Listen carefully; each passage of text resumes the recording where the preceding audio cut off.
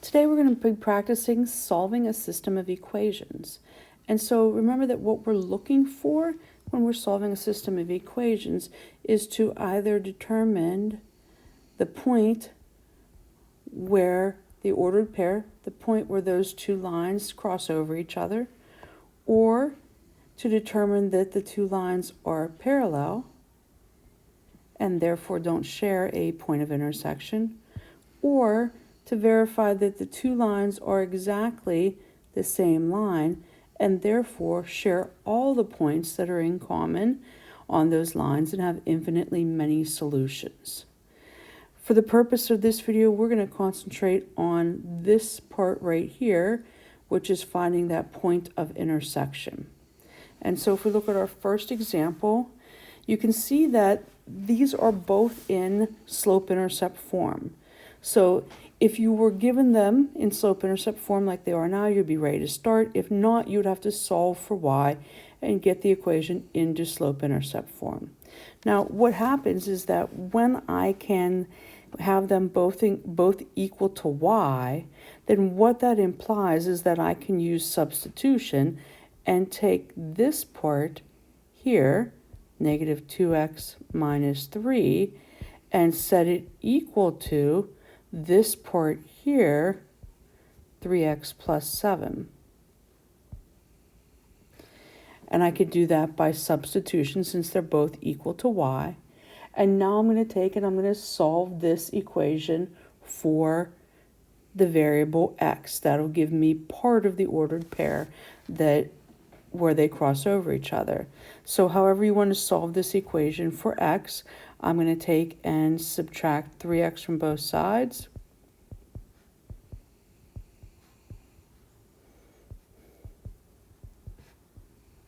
And then I'm going to add 3.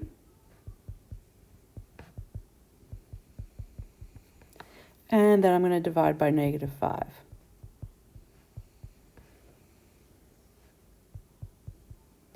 And so therefore my x value for the ordered pair is negative 2.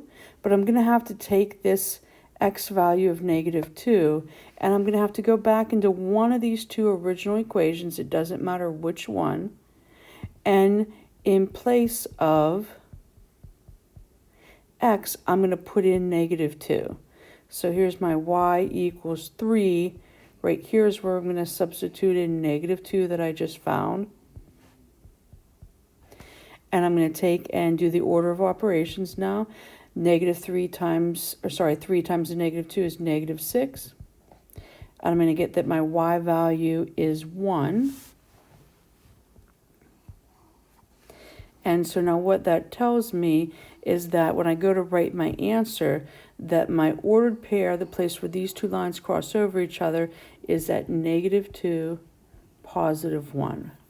And remember that you can always check this point by substituting x for negative 2 for x, and 1 for y back into these original two equations. And if we end up with a true statement, then we've verified our point. If we don't end up with a true statement, then we know we've done something along the way with our arithmetic.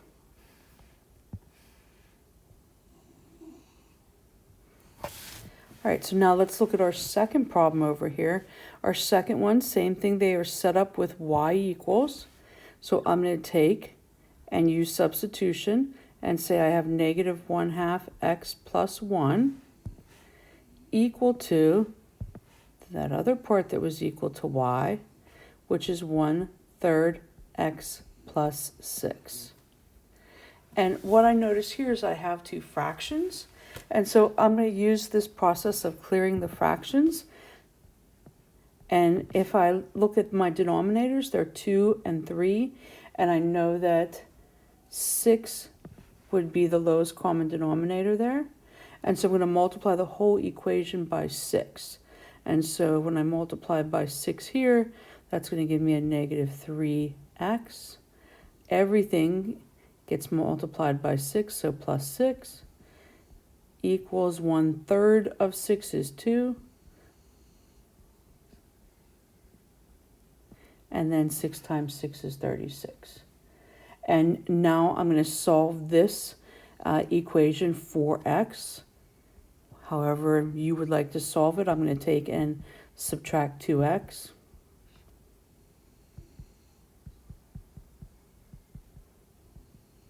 And use my inverse to move the 6 over.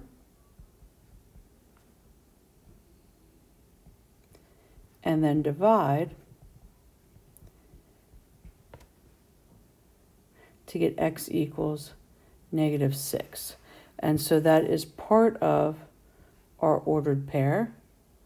And then remember, I go back up into one of these two original equations. And if you need to write it down, you can. If not, you can do it in your head. Basically, what we're saying is that if we have y is equal to -1/2, and then in place of that x, I'm subbing in the -6 plus 1. And so when I do that arithmetic, then I'm going to have that half of 6 is going to be 3. Negative times a negative is a positive 3. And 3 plus 1 will give me 4. And so what that tells me is that my ordered pair answer for this is that they intersect at the point -6, 4. That's my x value. That's my y value. Keep in mind that you can come back up to the original equations and plug those values in to verify that you have the correct answer.